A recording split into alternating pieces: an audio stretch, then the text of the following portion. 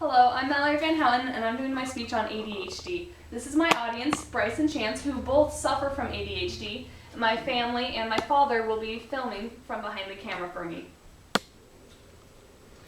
So now I'm going to start my speech. Working on a task assigned by a boss or teacher can be difficult. It could be hard because you can't find the motivation, or it could be difficult because you just don't know where to start. For someone with ADHD, it's more than just that. Sometimes they can't do it. Focusing on a specific task is a tall order if their ADHD isn't under control. Attention deficit hyperactivity disorder is a condition with many symptoms as well as many treatment options. My purpose in this speech is to inform people on ADD and ADHD so that they will realize the reality of this disorder. I also hope to inform parents so that they will know how to help their children or anyone else around them with this disorder. With new research, there are more treatments to help those with ADHD, but the first step is understanding what it is. I was diagnosed with ADHD in 2nd grade. Although I showed no symptoms of hyperactivity, I would often daydream and forget about homework. I strongly think that with treatment, anyone can overcome ADHD. I hope to encourage those with ADHD to seek treatment to help improve their lives. Today, I plan to cover, if I don't get distracted, what ADHD is and how it is transmitted, the common traits and symptoms associated with ADHD, and the different treatments available to those that have it. ADHD stands for Attention Deficit Disorder. Closely related is ADD, which is the same thing, but without the hyperactivity. Many studies show that it is the most common behavior disorder. In this chart, it shows ADHD and ADD, anxiety, depression, and bipolar disorder. Out of all these disorders, it is clear that ADD is by far the most common disorder in America that many children suffer from. Out of the many people that suffer from it, which is 6.4% of all American children, which is 6.4, only 0.9% of it is severe. So most of it can be treated without medication and just behavioral therapy and other ways of treatments. ADHD is a problem with inattentiveness, over-anxiety, impulsiveness, and a combination of all of those together. ADHD may run in families, but it is not exactly clear what causes it. Whatever the cause may be, it seems that it is set in motion early in life as the brain is developing. Studies show that it is also highly genetic and passed down through families. This may bring to question, how can I tell if someone has ADHD and not just bad at focusing? Well, there are some common traits and symptoms associated with ADHD that you won't just see in anyone. Like I said before, ADHD is a problem with inattentiveness, overactivity, and impulsiveness. It is more than just the occasional daydream.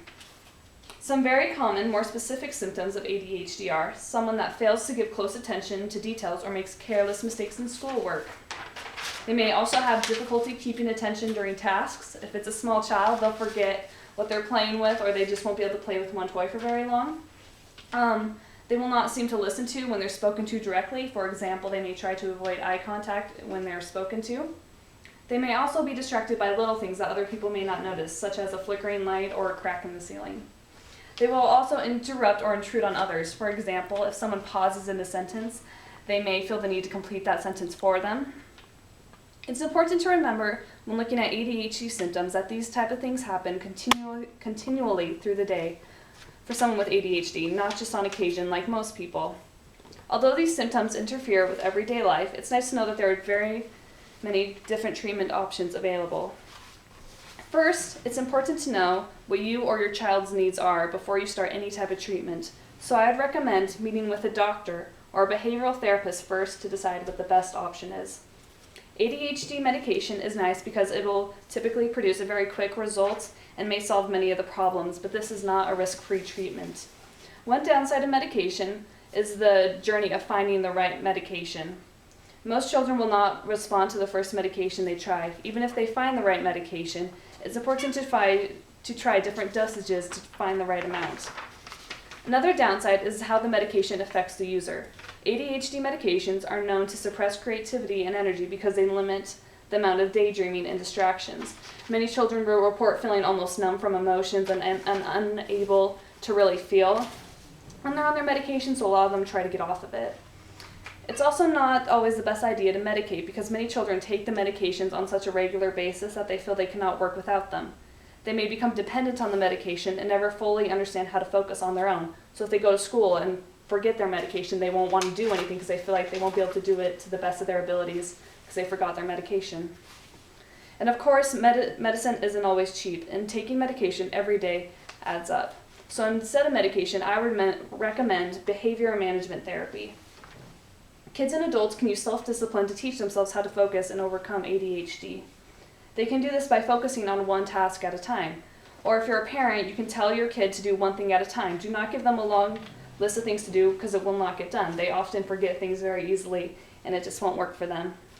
It's important to use positive reminders and don't expect immediate results with anyone with ADHD. You need to remember that they are retraining their brain to focus on one thing, and it isn't easy for them. Also, you need to focus on the positive things that they do get done. You need to focus on what they remember and not what they forget, so they feel more positive about how they're succeeding. It's also important to provide frequent and immediate feedback so they know how well they are doing. Also, set up structure and a schedule so they know what's next and how they can better prepare for that.